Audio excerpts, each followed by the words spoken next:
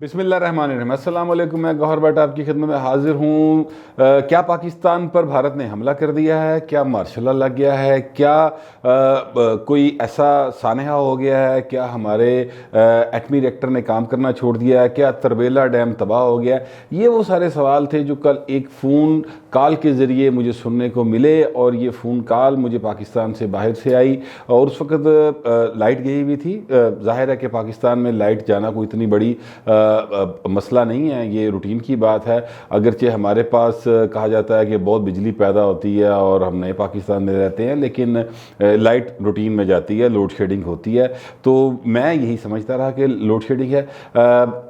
जब ये phone call आई तो मैंने थोड़ा सा प्रोब किया, ट्विटर को ऑन किया, देखा तो पता चला कि जो पावर ब्रेक डाउन है वो हुआ है, और पूरा मुल्क जो है वो इस वक्त अंधेरे में डूबा हुआ है। और ये पूरा मुल्क अंधेरे में डूबा रहा कम से कम 8 घंटे। अभी भी इस वक्त जिस वक्त आपके साथ मैं बात कर रहा हूँ तो इस वक्त भी इस्लामाबाद में एक दफ़ा फिर लाइट जो है वो 1-1.5 घंटे से नहीं है, और मुल्क के बहुत सारे शहर ऐसे हैं जहाँ पर लाइट अभी मुकम्मल तौर पर बहाल नहीं हुई, और उसकी बहाली का सिलसिला जारी है, कोशिश की जा रही है ये बहाल हो जाए।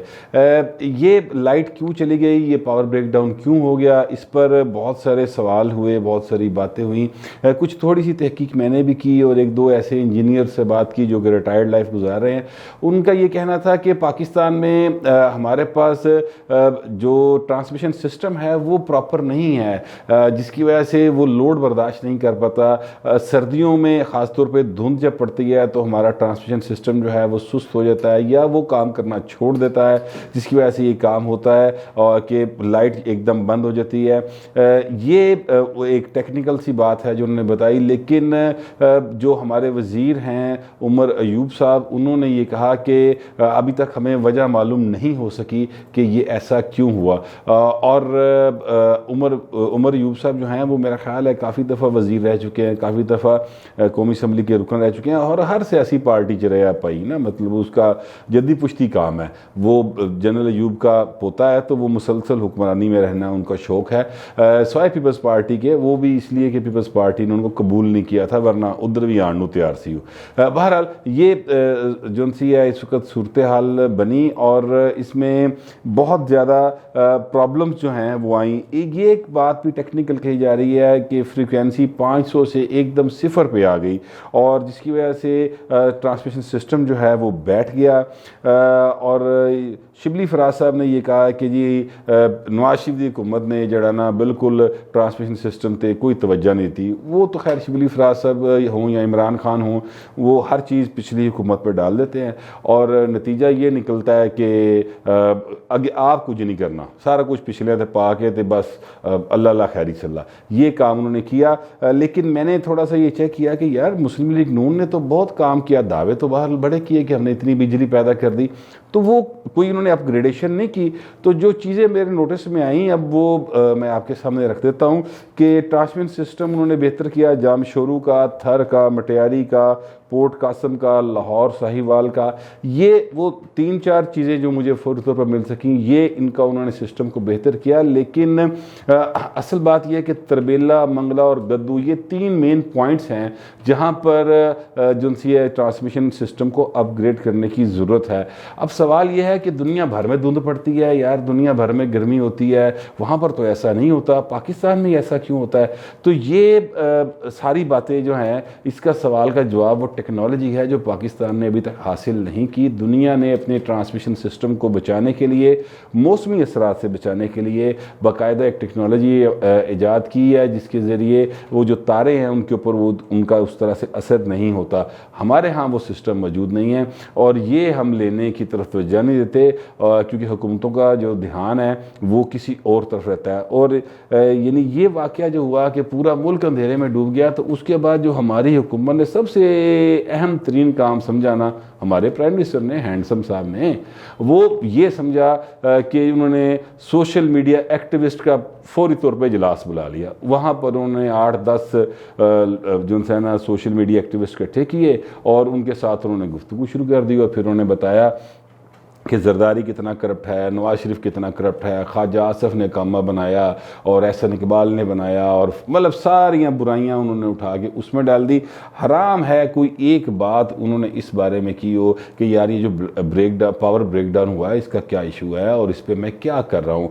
होना ये चाहिए था, जो कि मेरा ख्याल है कोई भी महज़्ज़ब मुल्क, कोई भी तरक्की याफ्ता मुल्क, या इवन कोई मतलब इथोपिया जैसा मुल्क भी हो, तो वहाँ पर होता यह है कि अगर कोई ऐसा नेशनल क्राइसिस आ जाए जैसा कि हम जिसमें से हम गुजरे हैं, और कि एकदम पूरा मुल्क अंधेरे में डूब जाए, तो फौरी तौर पे इजलास बुलाया जाता है। टेक्निकल जो इस पर महारत रखने वाले लोग हैं उनका प्राइम मिनिस्टर बुलाए, वज़ीर बुलाए, उनके साथ बैठे, उनसे पूछे कि भाई ये क्या हुआ है, आपकी क्या कारकर्दगी है, उस पर कोई बात की जाए। ये करने की बजाय हमारे प्राइम मिनिस्टर साहब जो है ना, उन्होंने फौरी तौर पर ये कहना शुरू कर दिया कि जनाब पिछली हुकूमतों का कसूर है, बलूचिस्तान में मामला है तो पिछली हुकूमत का मामला है, दहशत गर्दी है तो पिछली हुकूमत की कार्रवाई है, अगर महंगाई है तो पिछली हुकूमत की कारकर्दगी है, बिजली महंगी है तो पिछली हुकूमत ने की है, चीनी महंगी तो पिछली हुकूमत ने की है, अंडे महंगे तो पिछली हुकूमत ने। ओ भाई तू की था। सवाल ये है कि अपना जवाब दो। अब 2.5 साल हो गए हैं खान साहब, अब मेहरबानी करें, अब आप जवाब दें लोगों को कि मैंने ये किया। ये कोई बात खान साहब जो है ना वो नहीं कहते, वो सिर्फ ये एक बात करते हैं, मैं जो करने जा रहा हूँ ना वो देखिए जी, मैं ऐसा सिस्टम लेके आ रहा हूँ कि जो सा वो बिल्कुल ऐसे ईमानदारी हो जाएगी। वो भाई कदों आएगा सिस्टम? ये सोशल मीडिया के जो भी खवातीनों हजरात बैठे थे वहाँ पे एक खातून ने सवाल किया कि जी हमारा जो FBR का सिस्टम है उसमें आप कहते थे कि मैं बहुत ज़्यादा तब्दीलियाँ लाऊंगा और नई इस्लाहात लेके आएंगे, तो उस बारे में क्या है? तो उन्होंने कहा जी मैं आपको बताऊँ। हाँ सब जिस तरह कहते हैं कि मैं अब क्या लफ्ज़ इस्तेमाल करूँ, बहुत करप्टेड है हमारा FBR का सारा निज़ाम, वहाँ के लोग बड़े करप्ट हैं। खान साहब ने आज आके फिर गलत करप्शन तो छूटती। भाई वो करप्ट हैं, चलें मान लेते हैं, फॉर अ मोमेंट मैं मान लेता हूँ वो करप्ट हैं, बिल्कुल होंगे, लेकिन आपने उनको ठीक क्यों नहीं किया? 2.5 साल गुजर गए, आपकी इस्लाहात किधर गई?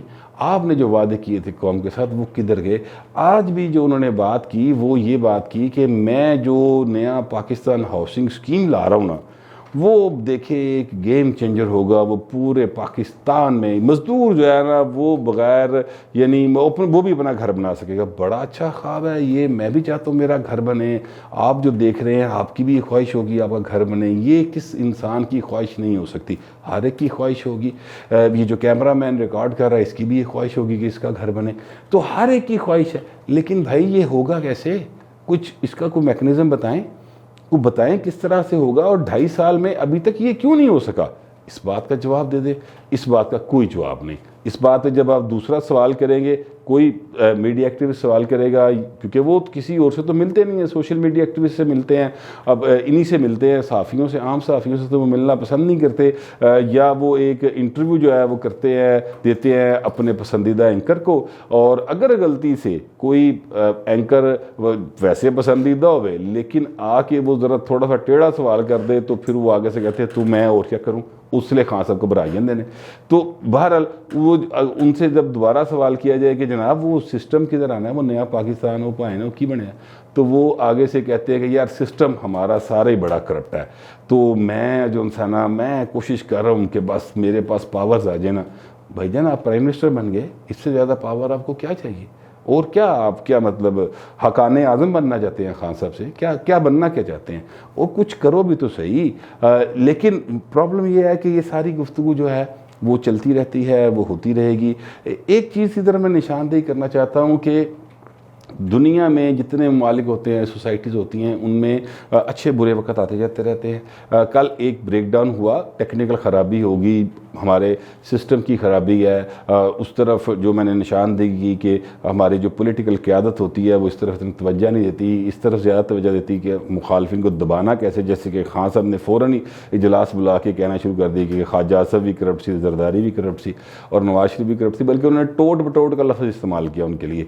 तो ये वो अपनी जगह पे वो कहते रहें, वो करते रहेंगे, ये होता रहेगा। लेकिन जो हमारे लोग हैं ट्विटर के ऊपर जो ट्रेंड्स बने वो बड़े अजीबोगरीब बन गए। यानी ये कहना शुरू हो गए कि जनाब मार्शल लॉ लग गया, भारत ने हमला कर दिया। किसी ने ये कह दिया कि जनाब खान साहब जो हैं वो चूँकि नया पाकिस्तान बना रहे हैं तो उन्होंने पूरे सिस्टम को रीस्टार्ट कर दिया। यानी ये बात भी ट्विटर पर देखने को मिली और लोगों ने इसके ट्रेंड बनाए। तो ये जो उनसे सूरत हाल है, हमारी जो कौम है और उसमें पैनिक फैल जाता है इससे, और लोग जो हैं वो परेशान हो जाते हैं। बड़े मेहरबानी ये अगर दोबारा ऐसा हो, अल्लाह करे कि दोबारा ऐसा कभी ना हो, और हमारी ये दुआ है कि पाकिस्तान का जो न सिर्फ इलेक्ट्रिसिटी निज़ाम बल्कि हर निज़ाम जो है वो अप टू दी मार्क हो और दुनिया में बेहतरीन हो जाए। लेकिन मैं दुआ ही कर सकता हूँ। कोशिश और अमल इसके हवाले से हुकूमतों ने करना है, रियासती इदारों ने करना है, और इस बात की भी दुआ करनी चाहिए, और मैं हमेशा करता हूँ कि अल्लाह पाक जो है वो हम सब को, मुझ समेत हम सब को हदायत दे कि हम अपने मुल्क की खिदमत करने के लिए और आवाम की भलाई के काम करने के लिए नेक नीति से इस पर अमल करें, और हुक्मरान जो दावे करते हैं हुकूमत में आने से पहले भी और बाद में भी उन पर मुकम्मल तौर पर अमल कर सके, तभी हम जो उनसे है वो आगे बढ़ सकते हैं और हमारा मुल्क तरक्की कर सकता है। ये सूरत हाल थी जो ब्रेक डाउन के बाद पैदा हुई, और एक अजीब सा मुझे फीलिंग थी, मैंने सोचा आपके साथ शेयर कर लूँ। अब तक के लिए इतना ही, मिलते हैं अगले वीडियो।